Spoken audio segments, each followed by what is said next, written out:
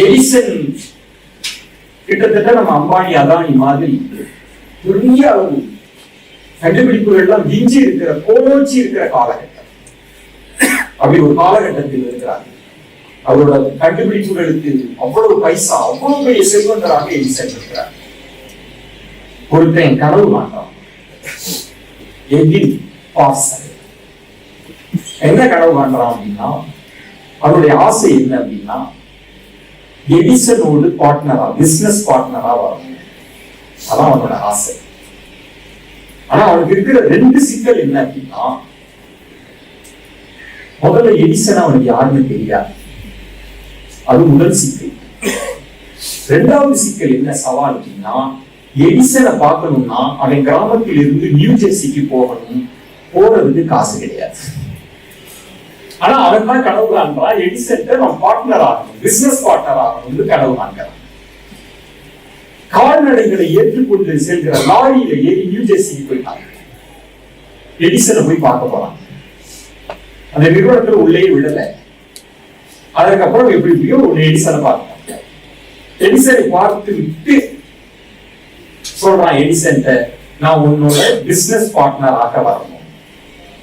எல்லாரும் ஆச்சரியமா பாக்குறாங்க, என்ன லூசா, அதாவது லூஸ் ஆயிட்டான், மென்டலா, யாராங்க? எடிசனும் பாக்குறாரு. கைந்து அப்படி நஞ்சு போன ஆடைகள், செருப்பு கிடையாது, சாப்பாட்டுக்கு வழி இல்லாத சூடி போன கைகள், தாழ்வு, வச்சி போன ஒட்டி போன வயிறு, அப்படி இருக்கிற ஒருத்தர் பிசினஸ் பார்ட்னர் ஆகணும்னு சொல்றான். எடிசனுக்கு இல்லை. எடிசன் பாக்குறாப்ல, இந்த பிசினஸ் பார்ட்னர் ஆகணும். ஆமா, அதெல்லாம் ஆகட்டும். இப்போதைக்கு என் கம்பெனியில ஆபீஸ் பாய் வேலை இருக்கு, சேர்ந்துக்கிறியா? சேர்ந்துக்க, உள்ள பண்ணலாம். பல பேர் பாக்கலாம், என்ன பிசினஸ் பார்ட்னர்னு வந்தோடனே ஆபீஸ் பாய் வேலைக்கு வந்து செஞ்சுட்டாங்க. ஒருவேளை ஆபீஸ் பாய் வேலைக்கு சேர்றதுக்கு தான் இந்த மாதிரி ட்ரிக்கோட வந்துருவானா, இப்படி எல்லாம் யோசிக்க ஆரம்பிச்சிட்டாங்க. நான் வேலை பார்க்கலாம், விட்டுட்டு போகல, வேலை பார்த்துட்டே இருக்கலாம்.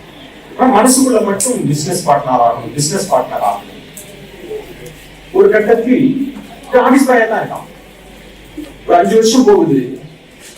Voice detecting machine Edison கண்டுபிடிக்கிறார்.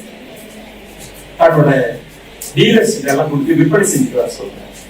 Dealers எல்லாம் பார்த்துட்டு எல்லாம் போயிட்டு வந்து சொல்றாங்க, இது நீங்க சொல்ற அளவுக்கு இக்க முடியாது, போகாது, நீங்க சொல்ற மாதிரி இல்லை, இதுக்கான சந்தைக்கான ஸ்பேஸும் இல்லை, இதுல முடியாதுன்னு எல்லாம் கை வச்சுட்டாங்க. எடிசனுக்கு பயங்கர டிசப்பாயின்மெண்ட். என்னடா அது? அப்ப நம்மால் வரான். நம்மால் வந்து சொன்னா, நான் விட்டுட்டாங்க. சரி அப்படின்னு ஒரு 10 மிஷின் கொடுக்குறாரு. எவ்வளவு அவ்வளவு பாப்புலரான எடிசனோட டீலர்ஷிப்ல இருக்கிறவங்களாலே முடியல. ஒரு 10 மிஷினை கொடுக்குறாரு. 10 மிஷினை கொண்டு போயிட்டு ஒரு 4 நாள்ல கொண்டு வந்துட்டான், விற்பனை செஞ்சுட்டேன்.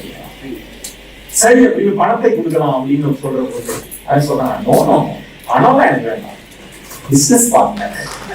பிசினஸ் பார்ட்னர்னா அப்படின்னு சொல்லி அது பிசினஸ் பார்ட்னர் ஆகலாம். சிந்தையை குவியுங்கள், செல்வந்தர் ஆகலாம் அப்படின்னு 7 கோடி பிரதிகள் விட்டு அந்த புத்தகத்தில் அந்த சம்பவம் இருக்கு. அது நீங்க படிக்கலாம்.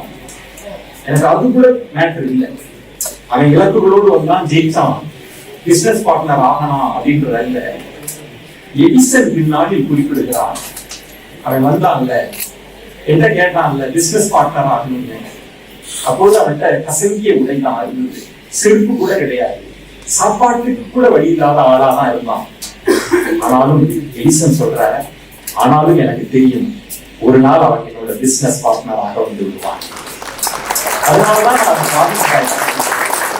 அவன் கண்கள், அவன் வார்த்தைகளில் இருந்த தன்னம்பிக்கை அவன் வெளிப்படுத்திய இந்த புறப்பூச்சிகள்லாம் இல்ல, இந்த புறப்பூச்சிகள், இந்த வெளித்தோற்றங்கள், இதை தாண்டி எடிசனால் எதிர்க்குள்ள இருக்கிற ஒரு வளத்தை, ஒரு ஆற்றலை கண்டுபிடிக்க முடிந்தது என்றால், அதை ஒருவேளை நீங்களை கண்டுபிடித்தால், எத்தனை தொழில்நுட்பங்கள் வந்தாலும் மனித வளத்தை, மனித ஆற்றலை, அதன் மூலம் சமூகத்திற்கு கிடைக்கக்கூடிய பலன்களும் யாராலும் தடுக்க முடியாது என